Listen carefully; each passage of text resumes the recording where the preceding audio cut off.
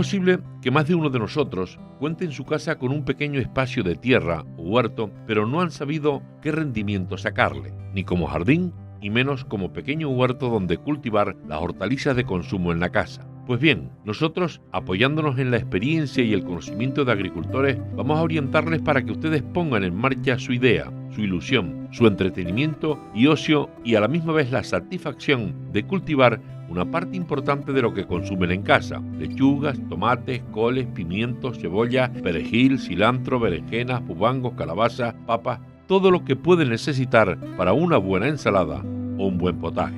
Nos hemos acercado a la finca de Gelasio Fernández, un agricultor teguestero que pone en práctica con muy buenos resultados un sistema de agricultura ecológica de pequeñas parcelas de 1,5 por 6 metros, donde rota los cultivos, y dice que con este pequeño espacio se alimenta una familia de 4 personas. La clave es la buena nutrición del suelo, el compost, de los residuos vegetales de la propia finca. Tras un proceso de descomposición en pilas, termina siendo alimento de las lombrices en lechos adecuados para ello, y ya triturado pasa como abono mineralizado a la parcela. La calidad del suelo y el contar con una serie de setos en torno al cultivo de plantas aromáticas como romero, lavanda y también las adelfas o la altabaca, que controla la polilla guatemalteca y la tota absoluta del tomate, mantiene la producción alejada de plagas. Esto es más fácil de lo que parece, explica Gelasio, un agricultor dispuesto a mostrar su finca y orientar a aquellos que quieran iniciarse en el cultivo a título personal o con fines comerciales.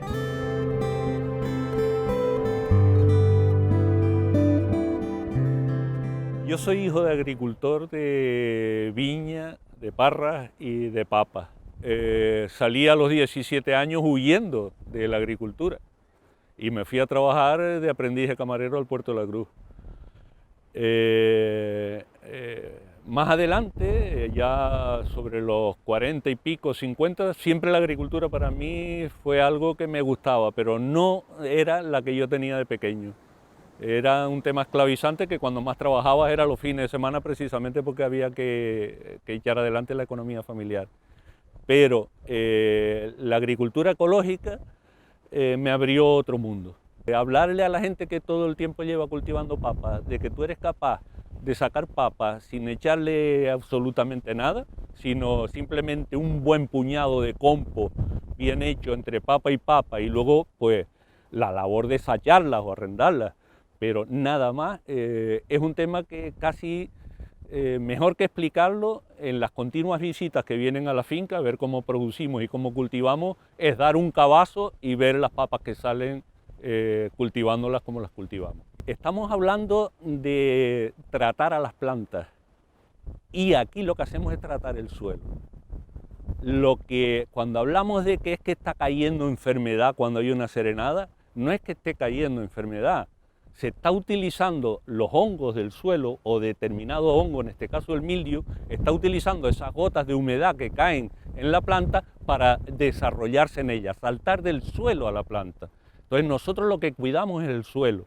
¿Cómo lo cuidamos? Pues haciendo que haya la mayor cantidad de vida posible, de que un hongo o un determinado hongo no se propague ni se haga con todo ese sitio en el suelo, sino que tenga que competir con otros que sí que son beneficiosos. Entonces son los propios hongos y la propia vida en el suelo la que estabiliza y da las condiciones necesarias para que lo considerado plaga o enfermedad no se convierta precisamente en una plaga.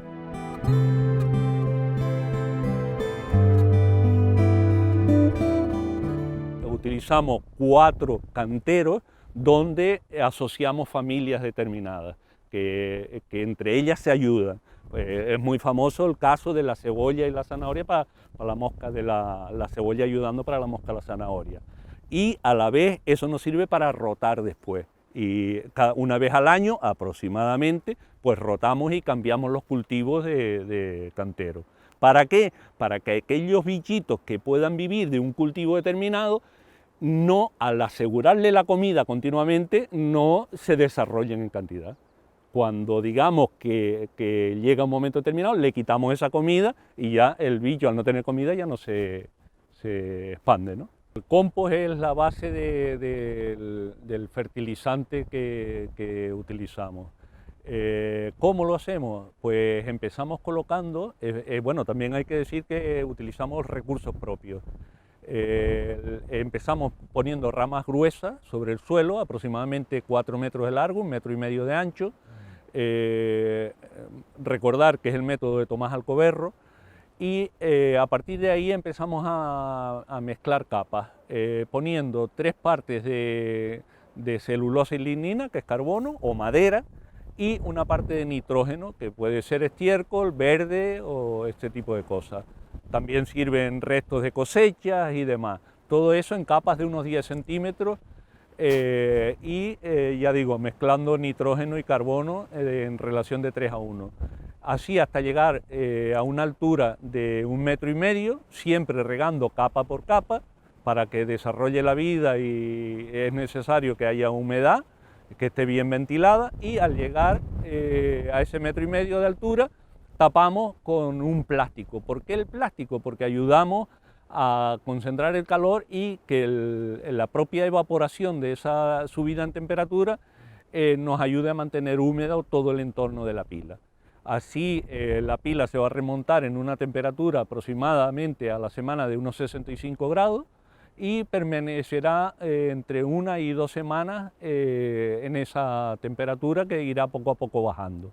Lo primero es de que hay que ser conscientes de que la naturaleza y la agricultura no es una cuestión de ahora para ahora, y la naturaleza marca su ritmo.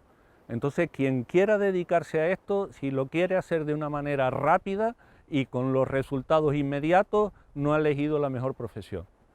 Sin embargo, si lo que quiere es, a base de empezar cultivando de una manera familiar, terminar en pocos años en convertir eso en un medio de vida, sí que se lo aseguro, y la muestra está aquí en la finca ecológica El Pilón.